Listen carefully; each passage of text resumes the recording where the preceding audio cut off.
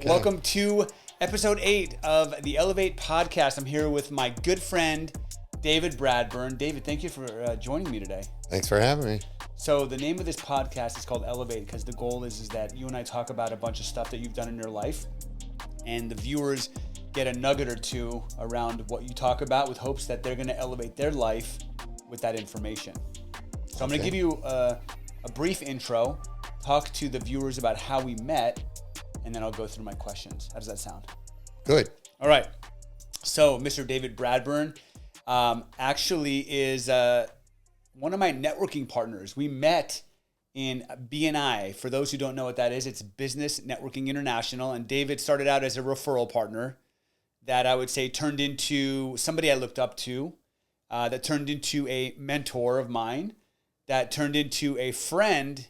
And now I'm happy to say we're even talking now about working on some collaborative projects together. So business partners.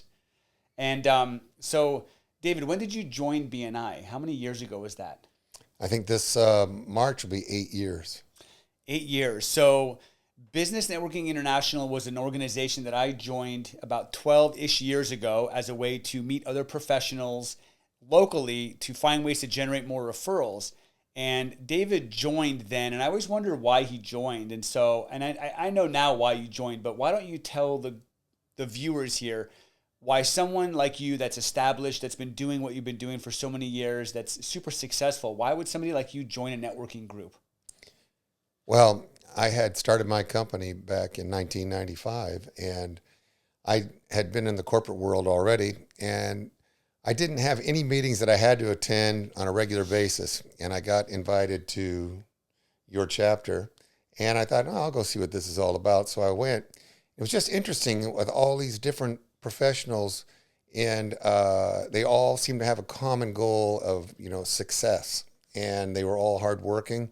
And in the first 10 or 15 minutes, I said, I really like this group. I said, I think I'd like to be a part of this and see what it's all about and give it a try, even though the meetings were 7 o'clock on Tuesday mornings, and I didn't typically get to the office till 8:39 on any given day.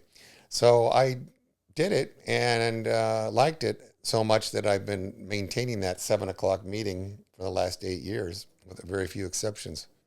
Yeah, and I remember you joining, and I was like, this guy is so cool. Like, he's got this established business, because I was so used to BNI as a platform for new business owners or new entrepreneurs to join and build their business, and you just liked the structure of it and liked the ability to network, and it seems like it's paid off. I mean, you've definitely made money in BNI, would you say? Yes, I made a lot of money in BNI.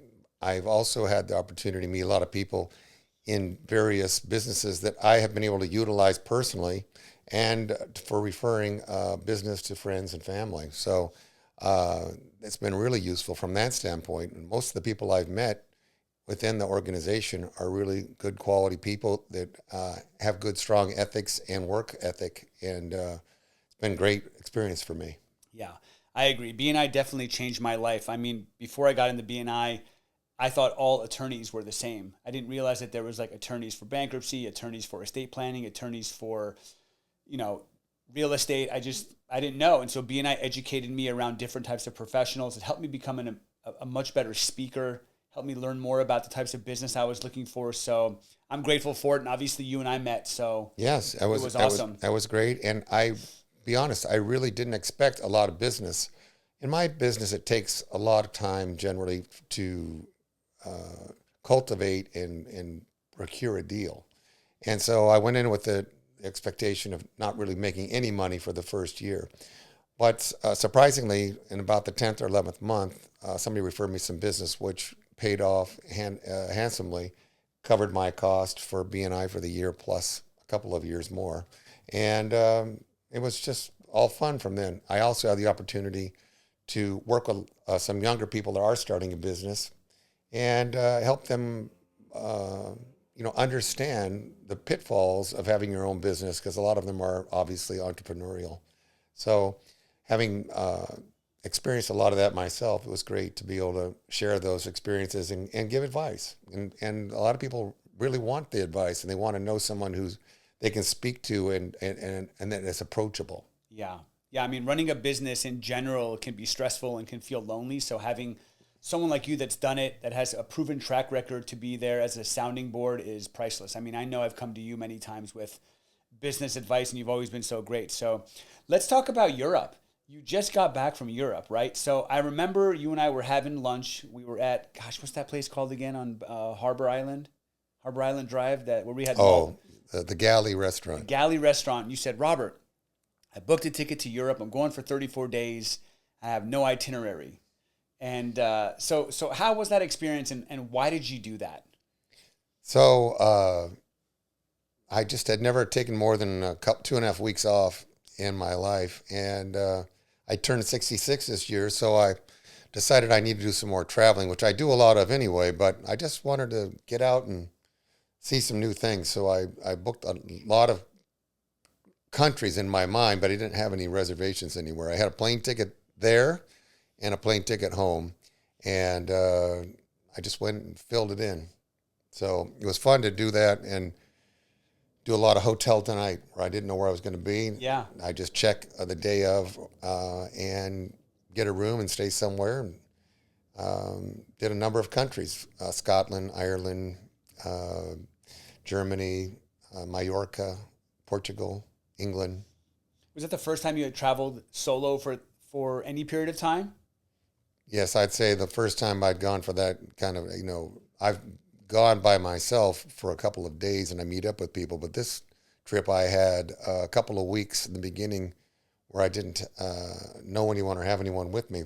I happened to bump into some people in Scotland that I know, and so I spent a day with them. That was pretty fun. And but by and large, I was just looking around, and I'm very curious about history. Not that I ever used to be as a young person, but as I got older, it became more interesting to me. So as I was driving from Manchester, England to Scotland, it said, there was a sign that said Hadrian's Wall.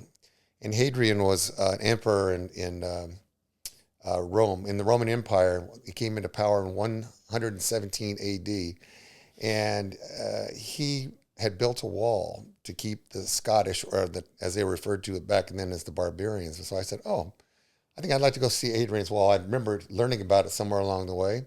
So I took a couple hours, went over, and, I don't have to ask anybody. You just go. Yeah. So that was the fun part about traveling by myself. But very interesting. A lot of stuff that we've learned about, but you forget about. But then it comes back to you once you travel and you're in these foreign cities. Your memory starts to, and it makes you interested in stopping and checking it out. Would you do it again? Oh yeah, I'm gonna do it again. For longer? Who knows? 5-6 weeks is a good amount of time, and I could go maybe longer. But it's nice to travel with someone so that they can experience it with you. So when I have pictures, and I tell a lot of people about things like Hadrian's Wall and some of the other things I did.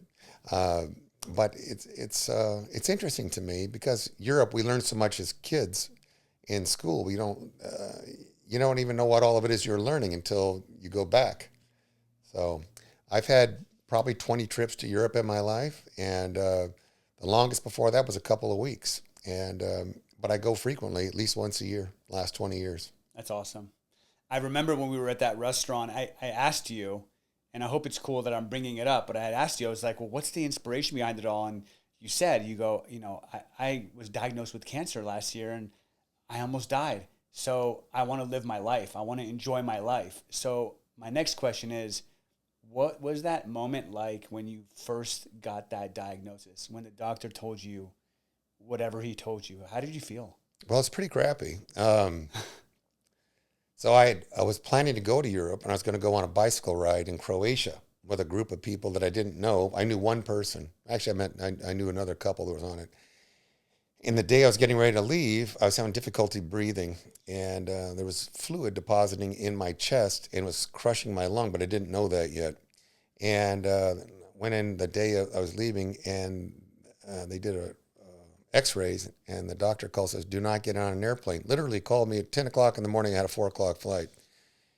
He says, there's 2 liters of fluid in your lung cavity on your left side, We don't know why it's there, where it's coming from, but your lung is collapsed.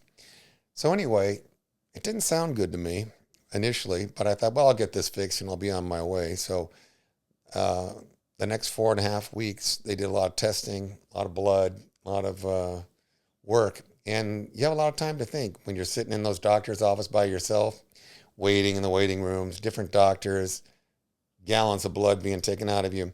And all of a sudden, I have this pretty big wake-up call that, life isn't forever, and I better get going and start traveling more. Even though I'm not bashful about traveling, but I want to do some bigger things. So that's what instigated me to do the 5 weeks. But having that kind of wake-up call, and then them telling you, I went to the doctor, and I went in, and he sat me down. He says, "So you have stage 2 lymphoma cancer." And I just sat there, and I thought, huh. And, I didn't yell and scream and jump and stomp around, but I was disappointed. And I thought, well, he says, you have 40% chance of being alive in 5 years. And I thought, okay, well, if you gave me one chance, I'll be alive in 5 years. That's the mentality I had. So I said, let's get it fixed. And we started off with the treatments almost immediately. And it was pretty rough. They did a lot of chemotherapy with a lot of different drugs, which were very, very hard to deal with. So, but here we are. It's been about 19 months since I've been cancer-free. I had a PET scan actually this morning. Yes. So I don't know the results of it, so hopefully that's still clear. But the PET scan is where they go in and they look and see if there's any cancer. You have they put some sugar in your blood and they see where it goes. And if there's cancer is a voracious sugar eater. So it will go to places it should be, like in your brain, but they want to look elsewhere and see if there's other places where it's collecting. That's how they detect if there's any cancer. Yeah. I'm so happy to hear the news, and obviously you're one of my favorite people. So, and thank you for sharing. I had a guest on my show on Saturday, and we were talking about how bad things happen to us, and in the moment we're like, oh my gosh, this is devastating. But then in hindsight, it's like a blessing in disguise or a silver lining. And, it sounds like it's given you, cancer and beating cancer has given you like a newfound outlook on life and not taking it for granted. But is there anything else that you can look back at and go, gosh, I was so devastated at the time, but I'm so happy that it happened because now this is happening to me? Well, you have conversations that you might not otherwise have had, with my kids. I spent some time with them, telling them things that you think, but you don't necessarily say. So that, from that standpoint, it's an awakening. And, you actually, when you're younger, like when I was younger, I'd always go, oh, I'm 30, I've got, I'll live to be 100, I got 60 more years. I got more water ahead of me. Well, all of a sudden when you're 60, you have more water behind you than you do ahead of you. So as we say in the boating world. And it just, I never took anything for granted. I always am very thankful for all of my blessings in life, whether that's children or relationships with people or life experiences. I've had a great life so far. I actually went to speak to my dad when I got the word. I thought, well, I'm going to go talk to him and let him know. And the look on my dad's face was, he was like devastated. He goes, well, what are you going to do? I said, well, Dad, I'm going to fight it. I said, if this is it, if this is the end of the run, God's got another plan for me, then I'll move on to the next chapter, whatever that might be. But I said, I'm going to fight like heck to be here. And I kept a positive attitude. And I didn't really think of not making it through everything. And as sick as I became during the treatments, and it was sick, I never really gave up hope. And I never stopped kidding, laughing and horsing around with the nurses in the hospitals and everything. Even when I was very, very sick with sepsis. I had sepsis 3 times, and it was put me in intensive care for a week each time. And sepsis is very deadly. It's a blood disease or blood infection, and it kills you very quickly in a day or two if you don't attend to it. And even still, it's a a very big killer. So anyway, those those experiences they just give you an appreciation of Yeah. all the good that you have in your life, even though there's so much in today's world in particular, there's so much negative that we all face on a daily basis. Just turn on the news, and but you go through something like this, and you come out the other side. You go, I've got a pretty good life, and I do. Yeah, absolutely. I mean, that's one of my favorite things about you is your humor and your joking. So I'm glad you didn't lose that during the entire process. And honestly, I mean, the brain is so powerful, and it's if you give up and you let go and you go, this is it, then you'll probably lose. But the fact that you had that strong mindset is what got you to the end. So awesome. Well, you know one cool thing about you, one fun fact about you is that before you became a real estate mogul, you would sell women's shoes, and I always thought that was so interesting. Like I don't know anybody that sold women's shoes except for Al Bundy. There you go. You know, Yeah. so how did you get into that?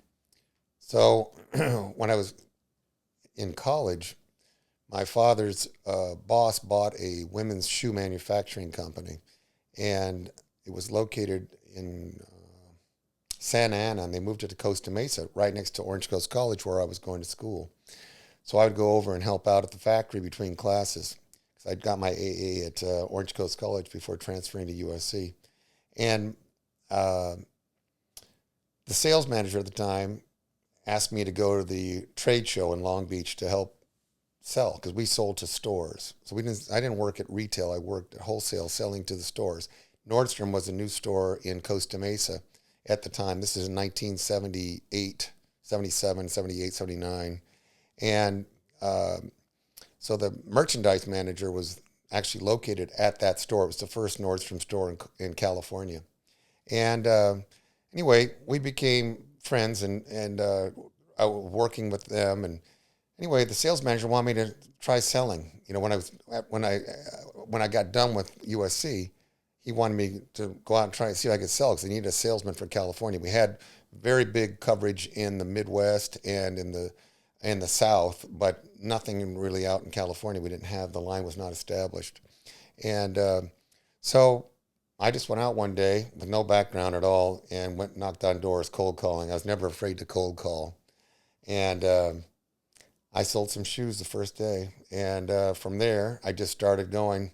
I would drive into a town, this is back in 1980-ish, yeah, 80. And I would drive into a town and find a phone booth, tear the yellow pages out the shoe stores, and then I'd have a map of the town. I remember the first town I got to on a big drive was Bakersfield, and I started going around knocking on shoe stores, and started cultivating stores going up through the Central California and then coming back down the coast.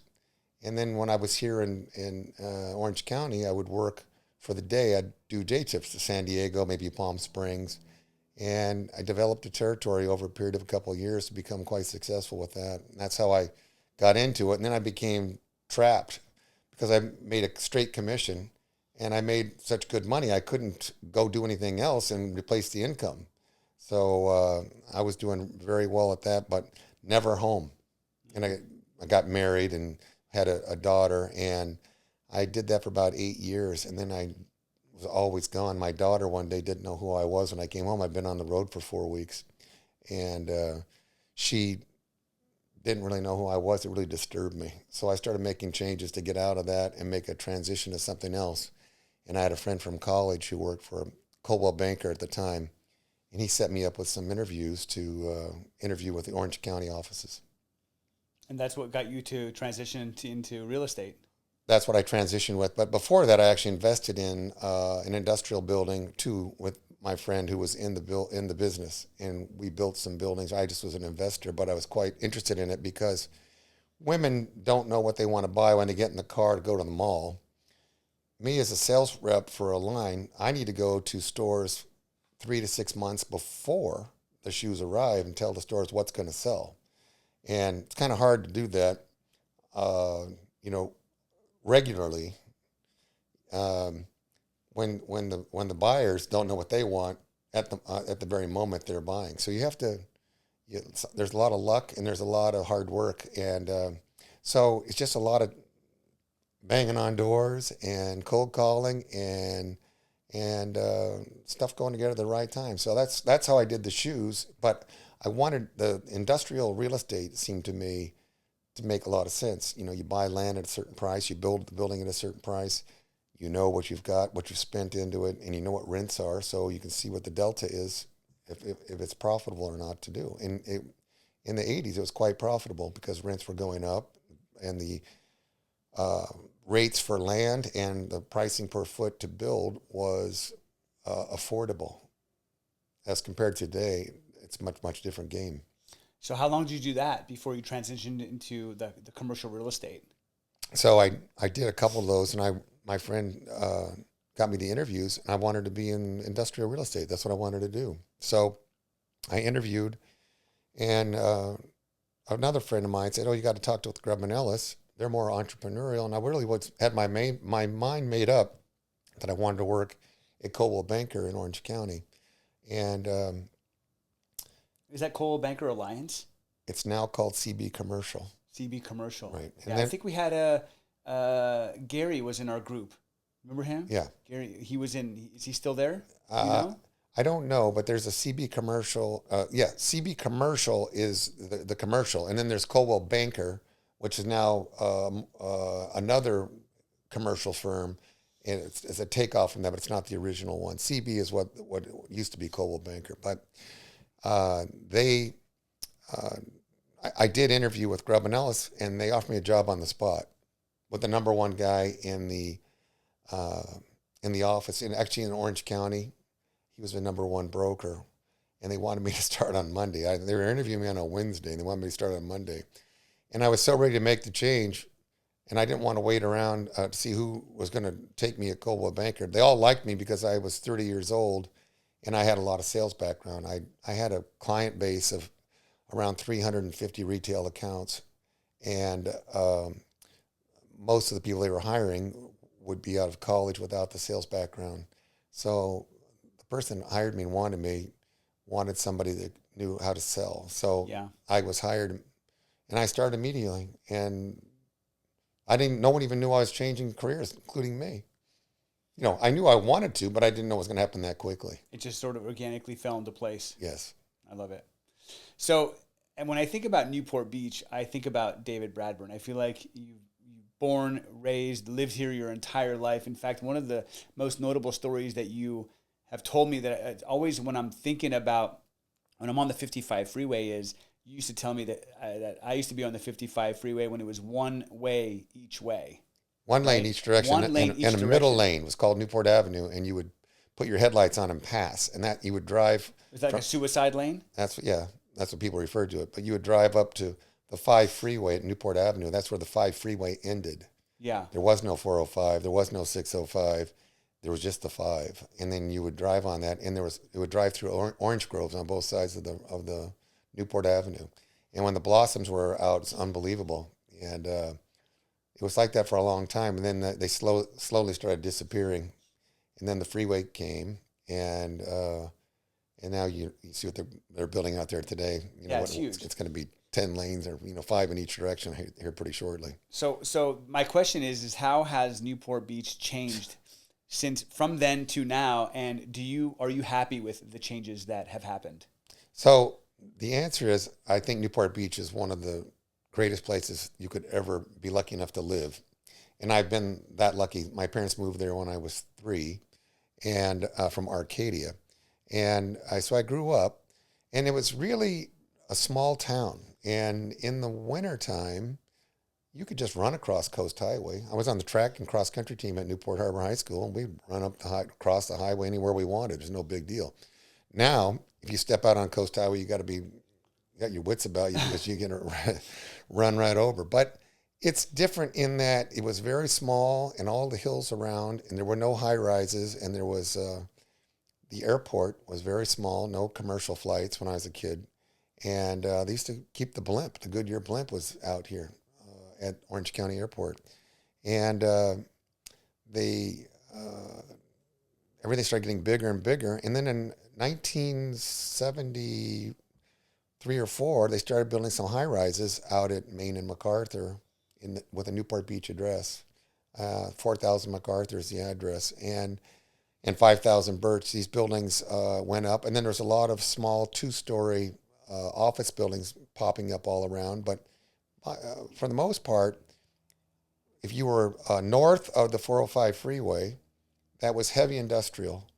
That's what it was originally designed to be, and by the Irvine Company, they decided that the original office market would be Fashion Island, Newport Center, and then the kind of R&D type real estate was more around where the airport is now, and that would be and then the heavy industrial. For example, Smith Tool Company makes heavy drill bits for drilling into the earth. They were located north of the 405 freeway off Von Carmen, and that was very heavy, dirty industrial, and that was the way it was originally planned. And no one had any idea that Orange County would explode the way it did with the population that is 10 times what they thought it would be when they planned it. Because they thought that the whole office market would be contained in Newport Center, which clearly it's just a small fraction. I think we have... well, now look where we're sitting right now. Yeah, we have over 100 million square feet of office space in Orange County, and over 50 million of that is within 2 miles of the airport. So there's an awful lot more industry here than was ever contemplated. It's exploded. Yeah. So, and you asked me, what does it do to the living? The lifestyle differently changed, but I think that's pretty much, anyone can say that anywhere you're from. America has so many more people, so much more developed. Doesn't matter where you are. I don't believe that nothing stays the same, but it's really, really different here now than it was 50 years ago. What are some of your favorite things to do in Newport? Well, anything on the water I like to do. So if that's swimming, surfing, body surfing, boating, sailing, all those things have always been a big part of my life. And I think a big draw for most people I grew up with. I also bicycle. And, that we have all kinds of entertainment now, restaurant-wise, and Performing Arts Center in Costa Mesa. All those things were not available back in the day. It was more of a, when I was a kid, it was a summer town. Yeah.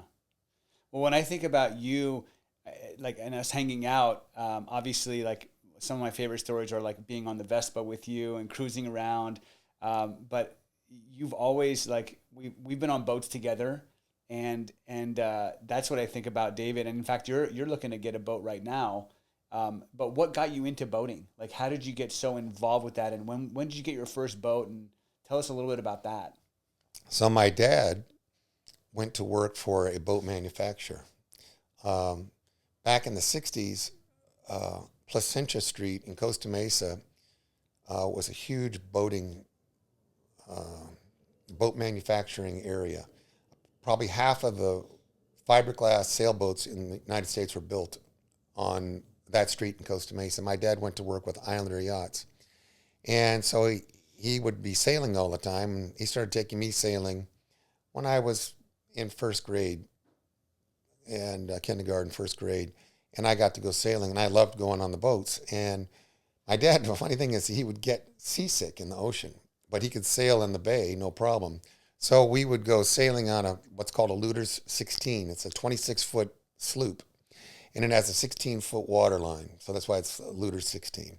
And so that's what I actually learned to sail on, and I loved it. So I begged my dad, let's get a boat. And he didn't want to get a boat because he gets seasick. But yet here he was vice president of Islander Yachts, running the whole place, building all these boats, and we didn't have a boat. So we would go with other people who had boats. So when I was in fifth grade, I had saved up about $100, and I bought a boat, a Sunfish, that the woodshop teacher at Corona Del Mar High School had built from a kit. He'd never sailed it. And he put it in the Daily Pilot, which was the local paper at the time. And they had an ad called Dime a Line. It was 10 cents a line to put an ad in the paper. And it would come out on Saturdays. And it couldn't be, $25 was as much as you could advertise anything for. So the guy put in the paper $25 for the hull and $25 for the rigging. So I got my mother to take me over to this guy's house, and I looked at the boat and I wanted it. They didn't have a mark on it, and it was really cool. And I said, I want to get it. So I said, well, your dad's going to have to look at it. So my dad came and looked at it, and he thought, I don't know. Why would this be so cheap, $50? So then he got somebody else from the boat company to come look at it, and the guy goes, nothing wrong with this boat. So I bought it. And I, out of my $100 of savings, I bought a boat for $50 in fifth grade. And I sailed that boat every day that summer. My mom would put it in the station wagon. We'd drive down. We'd launch it. And somewhere. How big was it? 14 feet. It's a sunfish. It's a has $50? $50. 50? But remember, it's 1968 or thereabouts. What was the going rate for a boat like that wasn't like? I think I don't know because I didn't, but I know it was more than that. Let's say it's a few $100s, but I didn't have that. And so I bought that boat and I sailed it. My mom would take me to Balboa Island or to the Back Bay. We'd launch it. And I'd go under the old Back Bay Bridge, the Coast Highway Bridge, where the Reuben E. Lee restaurant used to be. It's no longer. That connects, Bayside Drive, that side of the bay, and then Bay Shores on the other side. I had to sail into that and go out and sail. But anyway, I sailed every day in the summer. 5th grade, 6th grade, 7th grade, 8th grade, 9th grade, 10th grade. I still had that sunfish, and I was still sailing it all the time. And I was sailing money's worth in that thing. Hell yeah. And I'd paint it myself. I'd do all kinds of stuff, and kept it in really nice shape. And when I was a sophomore in high school, everybody's getting cars, and I didn't have the money for a car. But I found a Hobie Cat because I'd watched Hobie had been invented during that period of time when I was sailing my sunfish. Hobie Alter, who was the inventor of the Hobie Cat, used to test his Hobie 14 in Newport Bay, and he used to sail it all the time. And I said, boy, I really want one of those. They're very fast. They're going 10 to 15 miles an hour across the bay. My boat was fast for what it was. It could do 6 or 7 knots. That was about it. And I really loved this Hobie Cat, but they were about $2,000 for a new one. Wow. And so anyway, I found one that was used, and it was under 1,000. Hull number 801, I think, is the number of it, and it's all hand laid. And they used to make them out here in Irvine, in that heavy industrial area I was talking about. That's where Hobie Cats were made, and the factory was there. And I bought this boat and didn't have a trailer, and bought that instead of a car. So I kept riding my bicycle as a junior.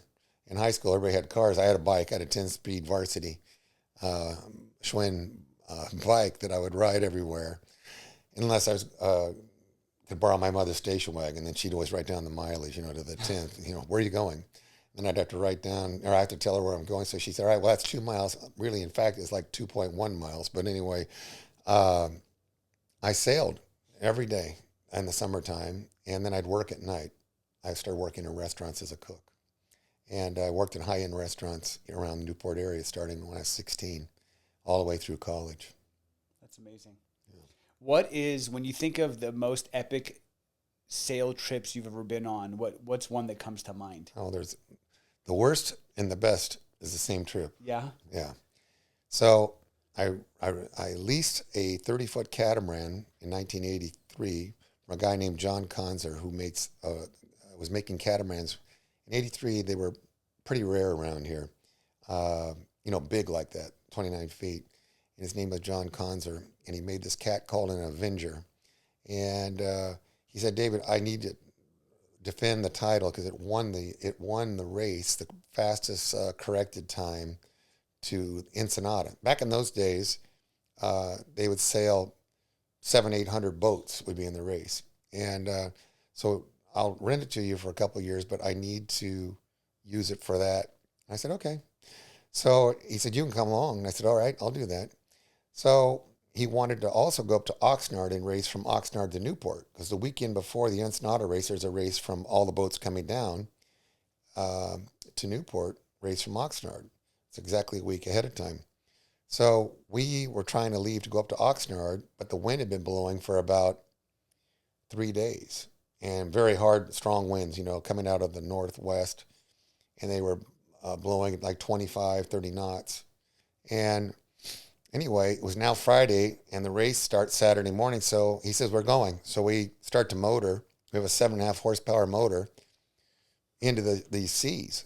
And we went all night, and we were, got windier and windier, and we were probably 8 to 10 miles offshore, off Point Doom, off Malibu. And it was gusting to 60 knots. And waves are coming crashing over the boat, and we're just hanging on. I had a friend of mine who sailed with me everywhere, and we're both looking at each other like, well, this is probably the end of everything. This boat's going to break up. And surprisingly, we got through it, and the winds settled down, and we got to Oxnard, but we had some damage to the boat we had to fix. So we missed the start of the race, but it was the worst night. We sailed all night with the motor on. I was seasick, and waves were crashing over. It was very cold. The water temp was 56 or 7, and I hated it. I wanted to get off. He got off the boat. He said, I'm not going back. I'm going to hitchhike back. So he hitchhiked back from Oxnard, and we fixed the boat on the beach and shoved off, and with John, the guy that built the boat, and another guy, and then John's daughter came along with us. We picked her up there, and we sailed back to Newport on those same winds. And it was the ride of a lifetime. We had a spinnaker up, and we were doing 20, faster than 20 knots when we'd surf it. It was the greatest ride I ever had. If I hadn't gone on that ride, the ride back down, I probably never would have gone on the ocean again, because I was so scared of the ride we had going up, and was so thankful to be alive when we got there. But that was by far and away the most incredibly bad and great ride. By the way, we started the race 55 minutes behind the rest of the start, and we finished third. We were only 25 minutes behind the first place boat, so we made up a lot of time. Yeah, it was pretty crazy. I'm not a big sailor. I haven't gone on multiple sail trips, maybe just a couple.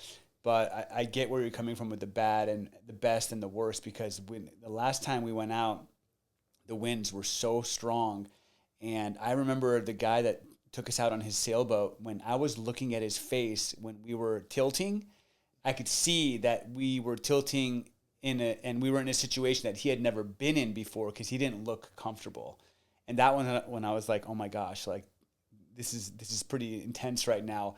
And then I'll never forget when things calmed down, I looked at him and we started talking, and he's like, that was the craziest wind I've ever been in. And he goes, it was exhilarating, but I was so terrified. So you get to like push the limits of the boat and experience what it can do. But yeah, that's awesome.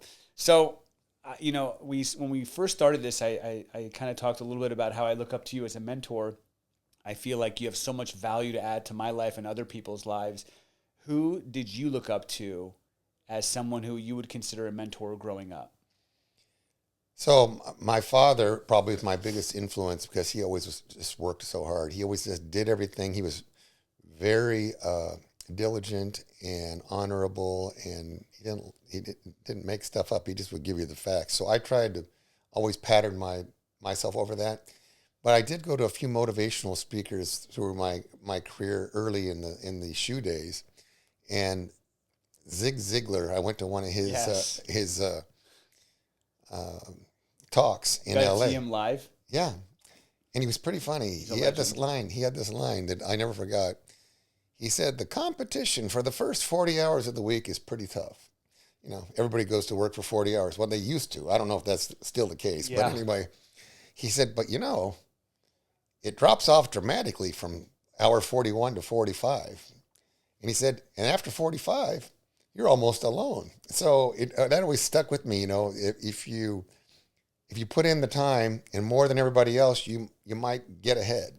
And so I always had this mindset of wherever I could make an extra dollar, I would do it. So when I was first married, I was out doing my shoes and doing all this stuff, and we had a pretty nice lifestyle. But I also looked for other opportunities to make money, and I was young and energetic and had a ton of energy and almost didn't have to sleep. So I I rented lawnmowers. I was mowing weeds and vacant lots so that I could make money for extra money. I painted my own houses. I painted other people's stuff. Wherever I could make money, I would do extra things and make a few extra bucks. And my friends always go, "What? Why are you doing that?" I said, "I got a lot of bills to pay." My wife was expensive. She had a lot of ideas about stuff she wanted to own. So that was a driving force, trying to get ahead, and I wanted to invest and have some passive income. I didn't want to have everything come from my effort. And that was really the goal from a very young age, that I needed to have that to be able to get ahead. So it sounds like you were a serial entrepreneur, always looking for ways to create income. I had a firewood company. I used to take scrap wood from the shoe company, and I bag it up in onion bags that I found in Los Angeles, onion sacks from the markets. I'd buy them for 10 cents. I'd get the wood for free, and I'd sell the firewood for $1.25 a bag. And I'd sell it to all the liquor stores and beach hut places all along from Corona del Mar to Seal Beach. Yeah. That was when I was in college. That was another little side job. And I'd advertise it in the paper, and people would, 10 cents a line? 10 cents a line, yeah. And the penny saver also. So I had to always look for ways that I didn't take a big investment because I didn't have any money. And I had to find things I could invest in that didn't require a lot of capital, just was time and effort and promotion or sales. I love that. So what would you say, thinking back at your career, whether it was in the shoe industry or as an investor or in the commercial real estate space, what would you define as like a pivotal moment in your career? So I had a job with the Irvine Company. It was pretty nice job. I went to work there in '91 after I'd been a commercial broker for about 5 years at Grubb & Ellis, and I got recruited to work for them on their office portfolio. So I thought, hey, this is a great opportunity to go to work for somebody who's got all the secrets. And I thought, great. And they offered me a salary job, and the recession had just begun, the really big recession in 1990. Grubb & Ellis, the saying was stay alive to 95, because everybody knew that things were going to be bad for a number of years, and they were. Should I start telling my team stay alive to 2025? There you go. So that was everybody was saying it, and I was recruited. Somebody gave this headhunter guy my name, and I didn't even know it was the Irvine Company at first. I just thought, he just said it was a large company. And there were a lot of large developers and things, and I thought, well, I would like to know what they know. What are their secrets? And it'll help me, because I always envisioned having my own company and doing something on my own, but I needed the tools to do it. So I finally find out it's the Irvine Company, and anyway, they hired me. It wasn't very easy, but I got myself hired, and they hired 3 people, and then I was not going to be one of them. And but I pulled a little trick to get the guy's attention that was doing the hiring, and I got hired, and it was a salaried job in a very critical time with commissions. So I had a great job with all my expenses paid, and I was working there, and I got to learn all the secrets that the Irvine Company had. And the secret I learned was there are no secrets. They don't know anything more than anybody else, but they do have a monopoly on everybody because they have all this land at a zero basis. Yeah. So it was pretty interesting. But I did learn, I was fortunate enough that they wanted me to do leasing for their office portfolio, and then they also wanted me to do some property management so they could write off my base salary and have the building pay for that.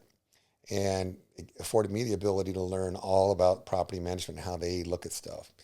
And I still base my property management skills based on what the Irvine Company would do. That's when I look at anything, how do they do it? They own thousands of buildings, literally, and I don't want to reinvent the wheel. And they have these problems reoccur. There aren't a lot of new problems in real estate. It all comes around.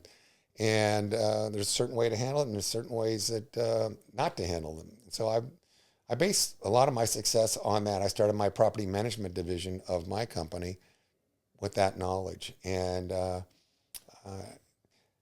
it's been very lucrative for me over the years because property management paid all of my bills and my staff, and then I could oversee them and do my leasing and sales and investment stuff in addition too. Yeah. So you got to learn from the best, and then you were able to build a business where your income was recurring, so that you didn't have to be so transactional. Because that's one of the biggest challenges in real estate. When you're not in property management, it's just so transactional that if you don't always have transactions going, it makes creating income tough and unpredictable. Yes, and nobody gets rich from property management. Right. So it keeps the lights on. It keeps takes the lights the pressure off. Yes. And then you can, when you don't have to make money, it's a lot easier to make money. Right. And that's very key, because I've had my company, 29 years now, coming up on 29 years. I never missed a payroll. There's some times where I didn't get paid, but I never missed a payroll. I feel you there. For my employees, and I would never not pay them. I funded my company a few times, where I had to loan it some money to get through a cash flow incident. But there's one sure way you can lose business or people's willingness to work with you if you don't pay them, or you don't pay your bills on time. That's super, super important. My dad taught me that long ago. And avoid lawsuits. If you can settle with somebody without bringing lawyers in, do it. I know how you feel about Oh lawyers. my gosh, yes. So when we think, you said you've been doing this now, your own company for 29 years, and we talked a little bit about the cancer and how there was a silver lining. When you think back at some of the most challenging times in your life, whether it's professional or personal, what comes to mind, and how would you say that was actually maybe a blessing in disguise, or how would you say that shaped you to who you've become today?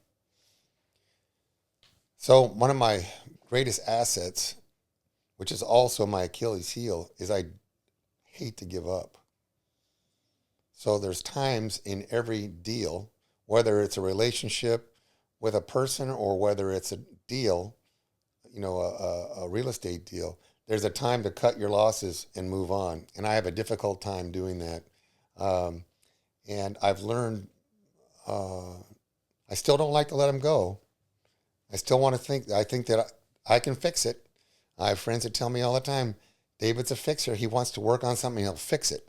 And most of the time, I get there, but you can't always win in that department. So there's a time where you need to know it's time to move on from whatever it is. If it's an employee, or it's a personal relationship with a person, and you've given them enough chances, and it's time to go. And I didn't have that when I was younger. I could fix anything. Yeah. The stubborn workhorse. That's something I've always been accused of, being as stubborn. And I have a daughter who's just like me in that regard. She's so stubborn that I could never have been this stubborn. So she's the character. So you may have already answered my next question, but what advice would you give the younger David Bradburne?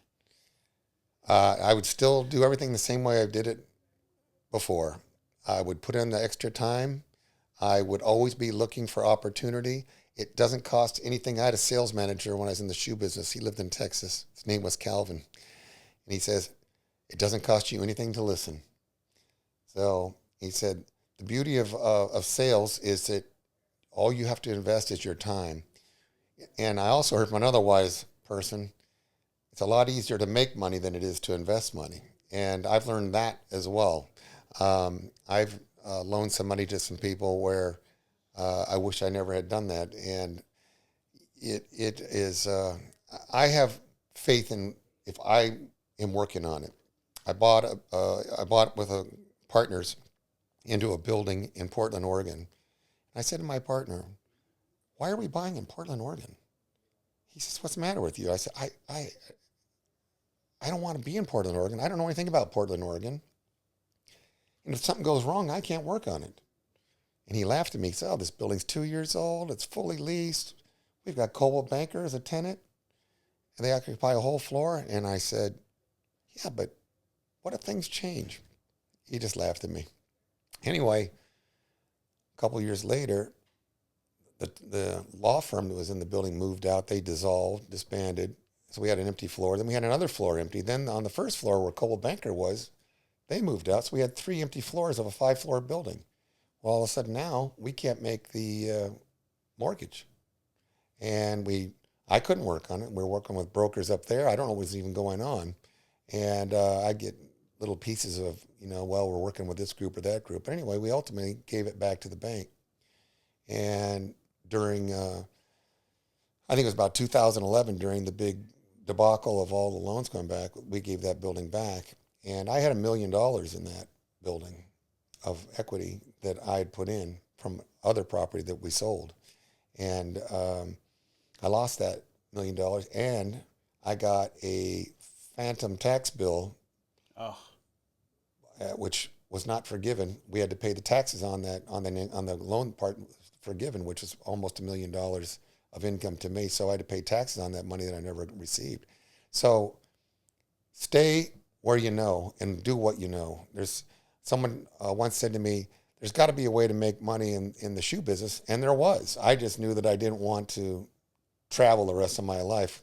I like the part of being able to work in a dynamic market like we have here. Orange County is one of the most dynamic places you can be in commercial real estate, and for that matter, many other industries as well. This area continues to thrive and grow even in downtimes. And so stick with what you know, and I wish I could do that one over again and not be involved in something in Portland, Oregon. And look at Portland, Oregon today. I mean, my God, it's not gotten any better. Yeah. Well, one of my favorite things about you is, and maybe this is just a facade, but when I'm with you, I feel like no matter what you have going on, you've mastered this life-work balance. I feel like you're so carefree. And so how do you do that? Or is it just like you're just good at pretending? I'm curious. I make it look a lot easier than it is. Okay. I always tell people it's a lot harder being me than you think. I never wanted people to think that I'm panicked. I don't like to be panicked. And I like to be working from a place of comfort so that I don't give that appearance that I have to have this deal. I never want to be in that position. And it's not that you aren't in that position. I mean, clearly with that building in Oregon, we needed some deals in there. But I wasn't the main guy working on it. And I tried not to let it bother me, even though it bothered me to no end. There's a lot of money given away. But I try and maintain a calm outward appearance, even if I might be tearing my hair out in the middle of something in the office. But I don't think that gives anybody confidence, and it doesn't help make a deal. So you have to, and I try to always work from a position of strength. Yeah, no, that makes sense. And even I was talking about it with my guest on Saturday. When you're panicked or you're freaking out, you lose the ability to critically think. And so if you can't critically think and make the right decisions to solve that problem, then what's the point? So that makes sense. You've accumulated quite a large portfolio of real estate assets. How does somebody just get started in real estate investing? Like, how did you get started? So I was saving money when I started my own company, and I was trying to buy a building in Anaheim, a small office building that I knew I could fix. And I found an opportunity. And you didn't own any at the time? No, I owned a nice home. Okay. But a really nice home where I lived. I still own it today. And I had saved a few $100,000, and I was negotiating a deal. And a client that I'd done business with asked me what I was doing. I said I was trying to buy this building. He said, I showed him all the stuff, and he said, well, why are you buying that building? He goes, we're looking at a building over in Huntington Beach. Why don't you go take a look at this building? So I said, sure. So I went over and looked at it, and it was a nice office building, but it was not properly managed, and it was not 100% leased, and it had not good tenants in there. Had a good tenant, but a lot of shady, not tenants you wouldn't want in your building. And he said, what do you think of that building? I said, well, it's nice. I said, needs a lot of work. And he said, would you want to own it? I said, yeah, I wouldn't mind owning that. He said, well, instead of buying that building in Anaheim, why don't you buy this with us? That's how it came together. So there were a couple other like-minded people that were entrepreneurial that had some real estate, and they offered me an opportunity to do it and let me manage it. I opened an office in there. We closed on it 60 days later. I put my money into that. We closed on it 60 days later. I opened an office in there. Because my belief is if I can get a building that's got problems and I'm on site, I can find out who's good, who's bad, what are the problems, how do we make it profitable. And that's what I did with that building. I had an office there for about a year and a half and found we had people living in their office. So I kicked them out. We started remodeling. We started doing some things. We started raising the rents and making it what the kind of building it should be. Because it was a Class A building, was being operated like a Class C building. And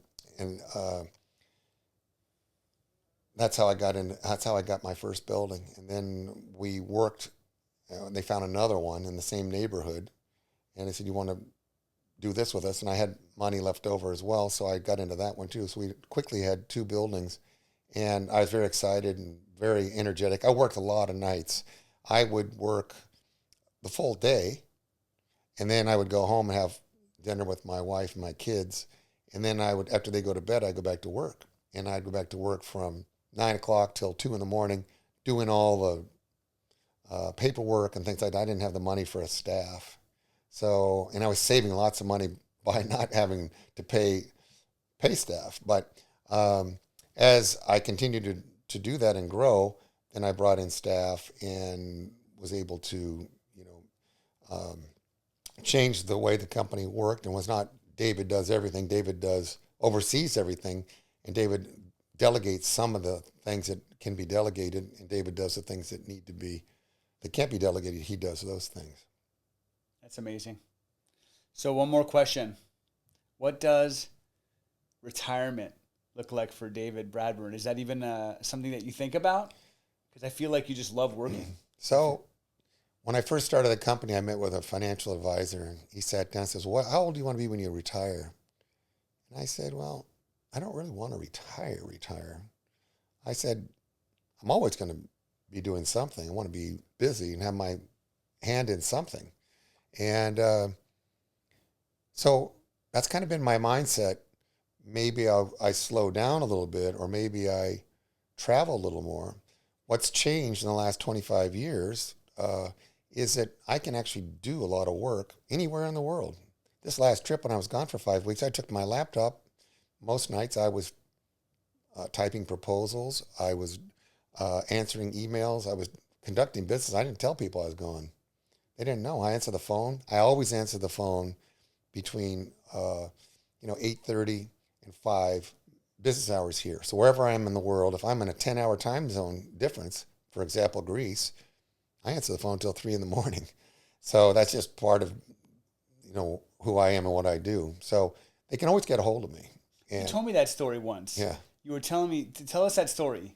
I was asked to go to Greece for a week. I had a lot going on with work, and I had a lot of listings and a lot of things, and it was just really a busy time of year. And for whatever reason, it was late October, early November, and we were very, very busy. And so I just left. I didn't tell anybody. And I was gone for 9 or 10 days and went to Greece. And so it's a 10-hour time difference. So everybody's sleeping here, and I was getting to go to the sightseeing in Greece in the morning and early afternoons, and then I would maybe work in the afternoon at 4 or 5 o'clock, and I'd be ready to start receiving phone calls because people started calling at 7, 8 o'clock. It would be 5 o'clock there, be 7 o'clock here, and that's what I did. And I'd work, and I'd answer the phone until 3. Fortunately, I don't get that many calls at 4 or 5 in the afternoon, but you do get some, so I always answer them. And if I miss them, maybe I'm asleep and I don't get to it, the phone in time, I call right back. So you have that ability now that you can be more mobile. And before we didn't have internet, we had the cell phone. So I always had the cell phone. I bought a cell phone when I was a runner, in a very early stage, 1988, I had and it was expensive to have one, but I wanted to be reachable. And I always told the people, give out my cell phone. These people don't give out their cell phone. What's that all about? I want, if someone has a question for me, or they want to, or I can talk to somebody who has a need, let me evaluate if they're going to be a good fit for me or not. So I'd rather talk to them.